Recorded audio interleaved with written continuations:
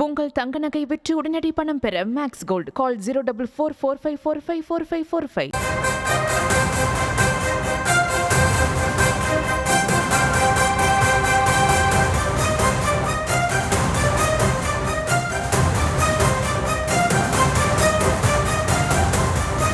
மென்பொறியாளர் கவின் ஆணவ படுகொலையில் கைது செய்யப்பட்டவர்களிடம் CBCID custody விசாரணை நடைபெற்றுக் கொண்டிருக்கிறது. 2 நாள் சிபிசிஐடி காவல் இவர்களுக்கு வழங்கப்பட்டிருந்தது. இந்த நிலையில் நேற்றைய தினத்திலிருந்து விசாரணை தொடங்கப்பட்டிருக்கக்கூடிய நிலையில் தற்போது 2 டிஎஸ்பிக்கள் தலைமையில் 2 பேரிடமும் தனித்தனியாக விசாரணை தொடங்கி இருக்கக்கூடிய அந்த அண்மை செய்தியை நாம் பார்த்து வருகிறோம். விவரங்களை நம்முடைய செய்தியாளர் ராஜாவிடம் கேட்கலாம். ராஜா, இந்த விசாரணை குறித்தான மேலும் விவரம்.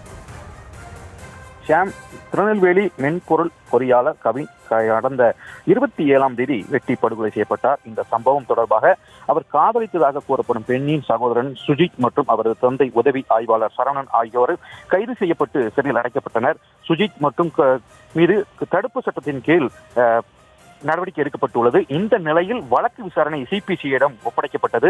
சிபிசிஐடி போலீசார் தொடர்ந்து விசாரணை வந்த நிலையில் கைது செய்யப்பட்டுள்ள தந்தை மகன் இருவரையும் காவலில் எடுத்து விசாரிக்க 2 நாள் காவலில் வைத்து விசாரணை நடத்தினோம்.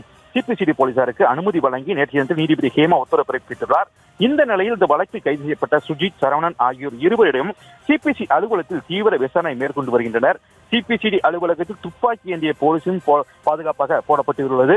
இந்த விசாரணை கூடுதலாக மதுரையில் இருந்து 2 டிஎஸ்பி விசாரணைக்காக வருகை தந்துள்ளார். சுஜித் மற்றும் அவரது தந்தை சரவணன் தனித்தனியாக துருவி விசாரணை மேற்கொண்டு வருகின்றனர்.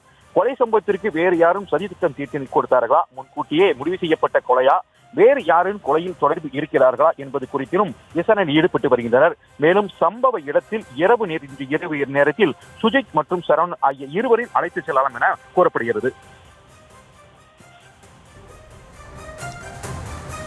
விரிவான விவரங்களுக்கு நன்றி ராஜா. உங்கள் தங்க நகை விற்று உடனடி பணம் பெற மேக்ஸ் கோல்ட் கால் 044454554545.